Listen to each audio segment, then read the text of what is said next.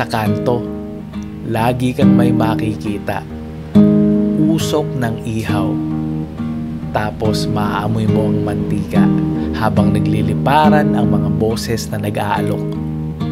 Fishball! Kwek kwek! Isaw! Taho! Mga simpleng kain, pero puno ng alaala. Dito nagkakakilala ang mga tao. Yung tropa mo, laging nandyan sa fishball stand. Minsan pati stranger, nagiging kausap sa pila.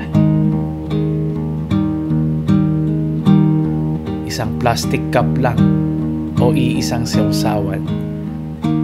Nagiging dahilan para magsama-sama. Hindi mahal, pero sulit.